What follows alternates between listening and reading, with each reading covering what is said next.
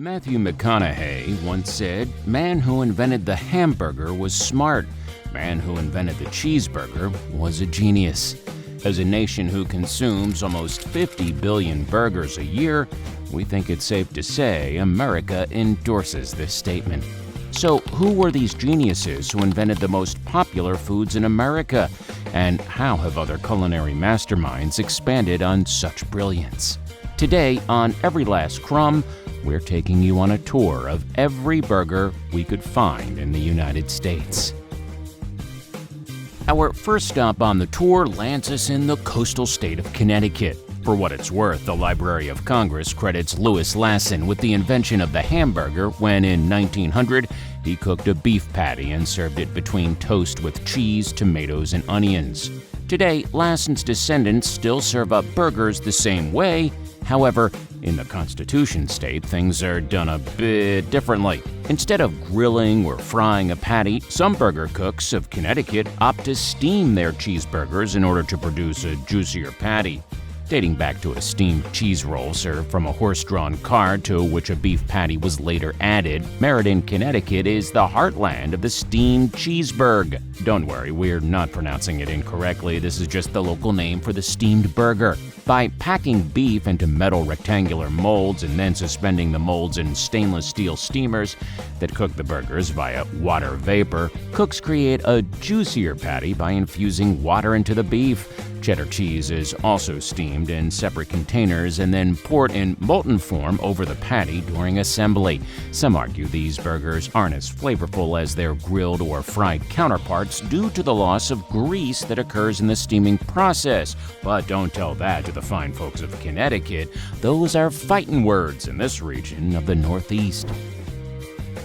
Heading down the eastern seaboard to North Carolina, this style of burger comes with spicy chili, onions, coleslaw, cheese, and yellow mustard. When Pito Maine Tommy's started serving the first chili burgers in the 1920s, coleslaw was a natural topping for North Carolinians, while mustard and onions complemented the rest of the burger perfectly.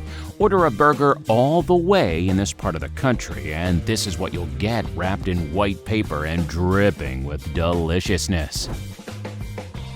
Just down the coast, we find the pimento cheeseburger, a popular burger across the South, which was originally crafted in Columbia, South Carolina by J.C. Reynolds.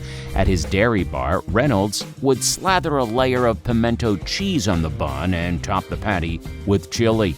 Other variations exist across the South, where for many, pimento cheese is as much a kitchen staple as butter and sugar.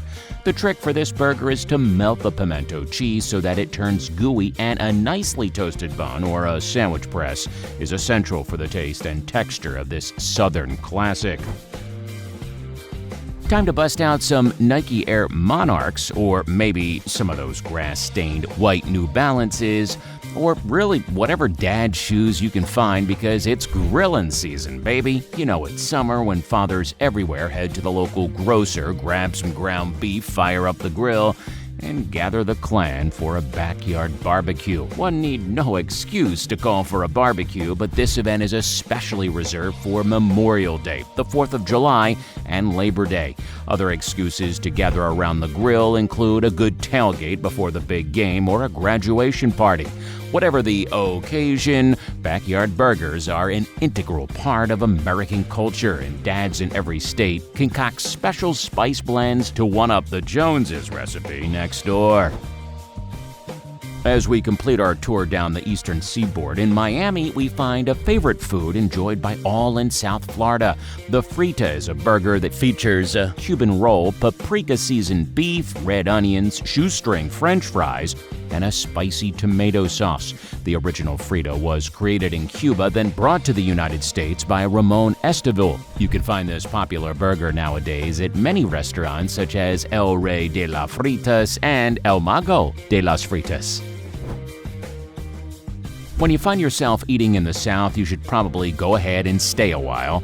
Moving to Mississippi, we find the slug burger, which despite its name is actually quite scrumptious. In efforts to stretch ground beef with cheaper ingredients during the Great Depression, the slug burger was made by adding bread or cornmeal into the beef patty. Served with an obligatory squirt of mustard, the slug burger is crispy on the outside but juicy on the inside. As for the name, it's probably derived from slang that was used to describe 5-cent pieces back during the Depression, though it isn't out of question that it was started by a bunch of country boys who gathered up some slugs, ground them into a patty, and dared each other to eat it. Just up the Mississippi Delta, we find ourselves in Memphis, Tennessee, where back in 1912, Elmer Dyer started frying beef patties in the grease strained from previously cooked hamburgers. The deep-fried burger is topped with sliced onions, dill pickles, and yellow mustard. The exterior of the beef gets crispy while the inside remains moist, and if cooked properly, it doesn't absorb too much of the grease. How could this not be delicious? Invented by White Castle, the first fast food chain in America, sliders are small burgers that sold for 5 cents apiece from food stands in Wichita, Kansas in the 1920s. The name originates from the U.S. Navy, where sailors dubbed them sliders because of their extreme greasiness. White Castle frequently ran promotions where they offered 5 sliders for 10 cents. Talk about a good deal. Traditionally served with diced onions and a dill pickle on top, sliders have become a favorite appetizer and game day meal for millions of Americans. Just across the river from Memphis in Missouri, everyone knows the best burger toppings: onions, lettuce, tomato, mustard, ketchup, mayo, and peanut butter. Wait, what? Well, for residents of Sedalia, some will argue that the best burger in town comes with this unconventional ingredient. Invented in the mid-20th century at the Wheel Inn, the Goober Burger comes with mayo, lettuce, tomato, and a scoop of peanut butter. While the original Wheel Inn closed its doors, other local shops have included the item on their menu so that the Goober Burger's faithful followers can still enjoy this sweet take on a burger. Heading north into the heartland, the loose meat sandwich sits somewhere between a sloppy joe and hamburger. The loose style of beef resembles a sloppy joe, but the lack of sauce differentiates it, and the meat should be seasoned with some combination of onion, horseradish, mustard powder, ketchup, and garlic with a pickle on top. This crossover between sandwich and burger hails from Sioux City, Iowa, and was invented sometime in the early 1920s when Ye Old Tavern and the Miles Inn were serving these up. The Made Right restaurant chain popularized this style of burger around the Midwest, which is why these burger sandwiches are sometimes called Made Rights. Probably the most common item on any menu, from local mom-and-pop establishments to corporate chains, is the pub burger. Originally offered as a complimentary fare to keep people drinking, bars used to fry burgers on a flat top and serve them with raw onions and pickle chips, thus proving that from the beginning, beers and burgers go great together. Since then, the pub burger has evolved distinctively, taking on the characteristics of an extra thick patty of 8 or more ounces, broiled, then situated between a beautiful bun. Do you love olives? If so, then the middle of Michigan is the place to be. Here, burger joints chop up green olives and blend it with mayo to serve atop the beef patty with cheese. Olive brine is sometimes incorporated into the meat or used as a sauce, offering a saltiness that some find controversial. Most often found in Grand Rapids or Lansing, the olive burger is originally believed to have been created in Flint at Coup Hotel Hamburgers, which went on to be one of the first burger chains in the region when the name was also changed to Halo Burgers. What makes a burger better? Butter. Especially in Wisconsin, the answer is always butter. If you ask Wisconsinites who invented the hamburger, those in the know will tell you how hamburger Charlie Negreen invented both the hamburger and the butter burger at the same time when he fried his meatballs in butter and stuck them between two buns at the state fair. When Kroll's Hamburgers opened in Green Bay in 1936, they dolloped butter on top of the burger and let it melt into the patty. Solly Salmon, what a name, loved the idea and was soon able to popularize the butter burger. Today, the fast food joint Culver's exports this Wisconsin delicacy to states across America. As we round out the upper Midwest, we encounter cheese on the inside of a burger instead of the outside. We have Minneapolis, Minnesota to thank for such a brilliant idea. By taking two patties and sealing the edges to trap the cheese inside, when you take a bite, the gooey goodness overflows. The stuffed burger originated in the Gopher State, with Matt's Bar being the probable birthplace. Since then, the middle of burgers have been stuffed with all sorts of toppings, which honestly, we're on board with. Referring to how the patty is pressed into a super hot griddle, smash burgers are popular at diners and lunch counters everywhere. By smashing the patty into the griddle, a crispy texture is added to the beef through a process called the Maillard reaction, searing in delicious flavor. Smash burgers are great for stacking and pair especially well with a couple crispy slices of bacon.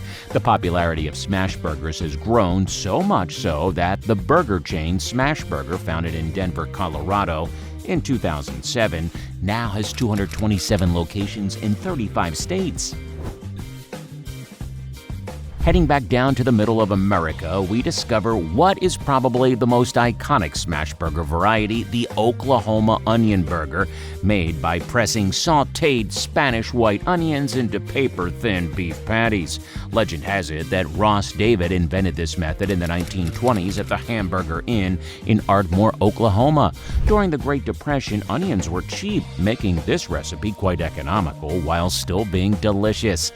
The edges of the patties crisping, the onions caramelizing, the slice of cheese melting. Let me take a moment to wipe the drool off my keyboard.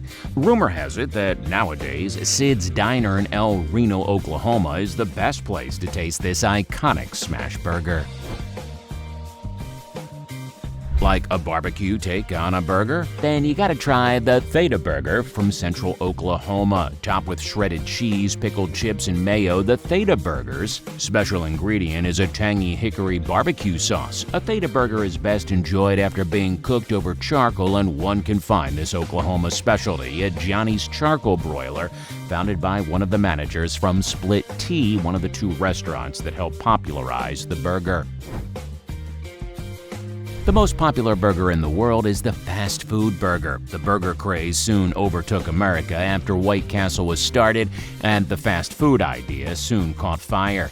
Everyone knows that eventually McDonald's, founded in 1955 by Dick and Mac McDonald with Ray Kroc in San Bernardino, California, would be crowned the king of all fast food joints. In the United States alone, there are over 92,000 burger restaurants, most of which are fast food establishments.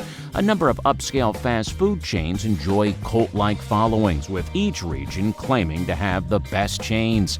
Among these wildly popular businesses are In-N-Out, Whataburger, Shake Shack, and Five Guys, to name a few. But please take it easy on us if we forgot your favorite. Heading down south into Texas, we find another delicious burger, and oh no, don't worry, the patty isn't made of beans, it is 100% beef.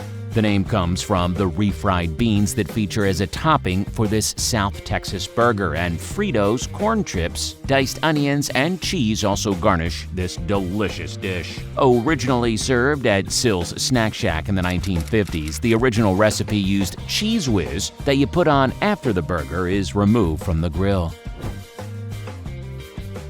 Another Southwest specialty, the green chili burger, is adored in New Mexico and surrounding states. Legend has it that the green chili was added to a hamburger at the Al Bar and Cafe in San Antonio, New Mexico, when scientists who worked on the Manhattan Project used to stop in and order burgers with a side of green chili.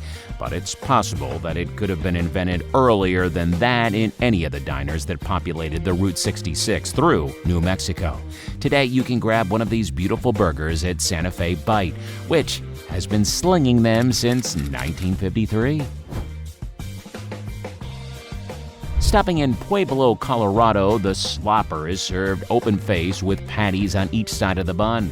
Covered in green chili, the burger sometimes resembles biscuits and gravy more than it does a traditional burger. While this dish probably originated at Coors Tavern, the Star Bar also claims to have invented this unique Steel City masterpiece.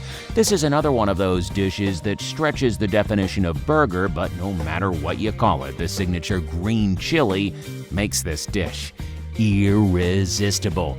It is said that you can find a slopper on any menu in the Steel City, including the local country clubs, but if you want the real deal, it's probably best you stop in at one of the original purveyors. Invented in California in the 1940s by Tiny Naylor, the patty melt is traditionally served on rye with sautéed onions and Swiss cheese, but variations include adding Thousand Island dressing and substituting sourdough, wheat, or white bread for the bun. Patty melts feature a crispy crust on the outside that give them more of a crunch than a normal burger. Patty melts are a classic twist on the traditional American cheeseburger, and while one can find this on menus at chains Whataburger, Five Guys, or Culver's, it's likely the best patty melt in your town is being served up at a locally owned restaurant or bar. We encourage you to go investigate and report back. Finally, we find ourselves on the West Coast. California is known for their freshness of ingredients, popularizing the toppings of crisp lettuce, raw onion, and sliced tomatoes. Pasadena claims to have invented the cheeseburger when the 16-year-old genius Lionel Sternberger dropped a piece of cheese on a sizzling hamburger patty to see how it would taste. McConaughey would be so proud. As to whether or not this is actually the origin of the cheeseburger, we abstain from the debate for fear of putting ourselves in harm's way. As for the California burger, it has become synonymous with putting slices of avocado or guacamole onto the burger, adding a really nice flavor and texture to the rest of the fresh ingredients.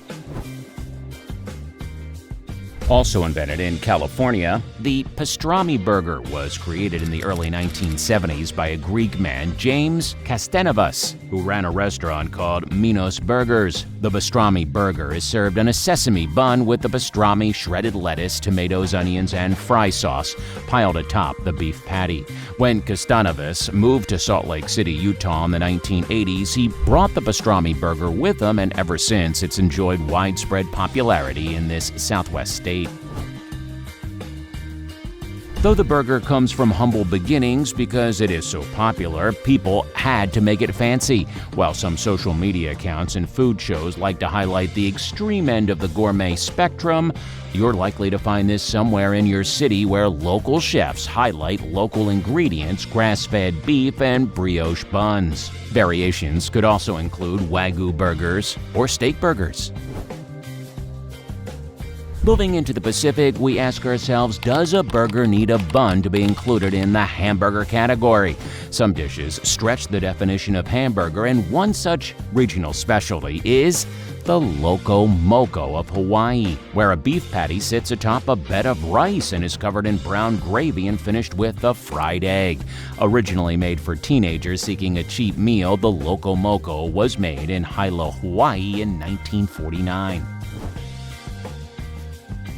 Perhaps the most insane burger on this list is the one with which we will end. Named for Luther Vandross, the R&B singer, because of his alleged invention of this heart attack of a culinary creation, this double bacon cheeseburger substitutes 2 donuts for a bread bun. Appearing on Boondocks in 2006 as a satire on soul food, it is improbable that Luther Vandross actually created this burger when he ran out of buns, with its actual inventor unknown.